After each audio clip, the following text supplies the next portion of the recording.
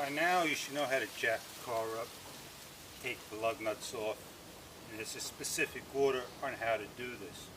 Basically you loose all the lug nuts first, and then you lift the car up, and then you remove them entirely. And then the tire doesn't come off. But what do? Get a rubber mallet, start to give it a little pound, just about here. If you don't have a rubber mallet, use the back of your sneaker with your foot, not your hands. If you use your hands, what's going to happen over time is that you're going to just basically hurt your bone inside. You're going to get arthritis. Don't use a lot of force, just use enough. Give a good to it, just like so. Right over here is what I do. And the tire comes off just like that. Now what I do with the tire, I now inspect it. And I want to see if I have any nails, any excess rocks, and I got a lot of junk in this tire. I definitely got a rock over here, you can see, comes out. And the last time I didn't inspect my tire, I had this real thin penny nail inside here, and that caused me my leak for about 2 years. I thank God I got it fixed because I thought it was the sensor of the tire. It just kept going low whenever that temperature got low. I put a Lincoln head in here, see how thick your tires are. It looks like I got another year's running on this tire. So now what I want to do, so I want to look at my brakes. I want to get a towel. I want to keep clean. I don't want to dirty my clothes. So I lay it over the tire. I'm going to use it as my seat. This should come off very easy. If it don't, I'm going to go look for some M8 1 1/4 bolts to start to loosen this up. I am going to lubricate this, spin time, see if I can get it off. I put these M8s somewhere and I can't find it, so right now you can see all the rust I got on here. So I like to use WD-40, but I like to use liquid wrench a little bit better on certain things. That should do the trick right there. It's got a little cock, it's got to go this way.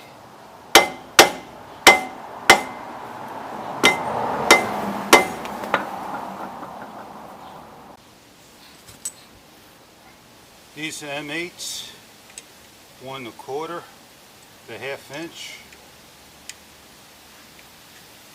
Rather bang and disform your rotor or break it, this is what we're going to do. A little lube, and we're going to alternate. And now to push this off because of the cockiness over here, because it's onto the thing.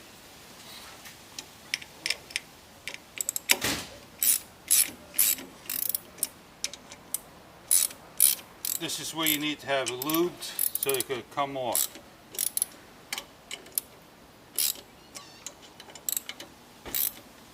Not too much, because what's going to happen is this just slowly come off. You'll see.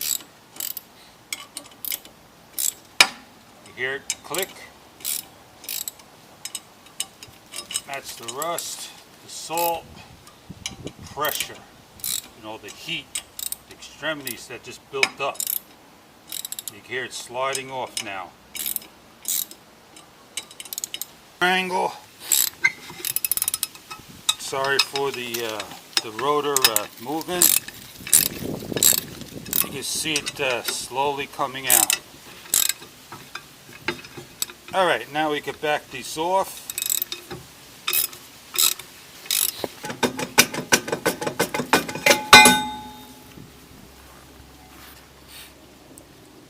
Take a look inside the drums. I called them rotors before. Pretty clean. You can see how the parking brake is just staying on one side, the color of one and not the other.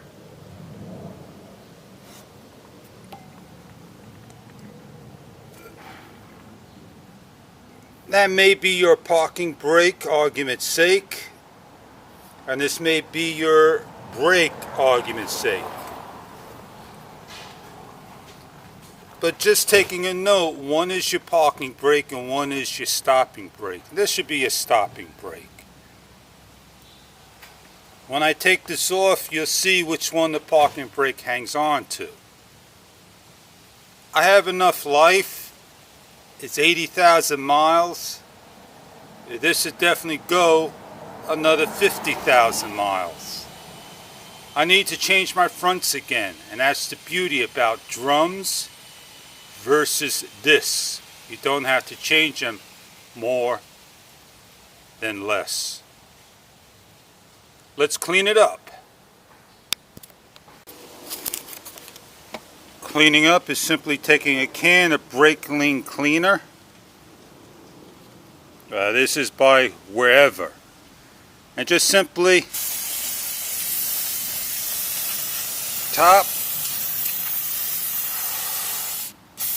to bottom. It takes a couple of seconds to dry. That's it. Put a towel underneath here for the reason of this will stain your cement and keep it dry forever. Do the same for your drums.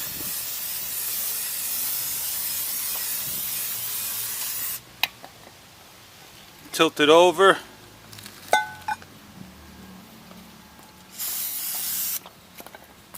And that is it.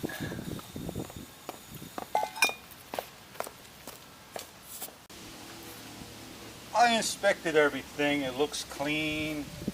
It has a long life on the drum, the pads, everything. So what I want to do is just simply put it back on, slide it on, use liquid wrench, get my lug nuts again. This is a waterproof substance. I don't want my lug nuts to look like that one there. Not sure what has happened, but water does get in there. It causes an issue. It goes on, no issues asked. You can see the rust just coming off of it.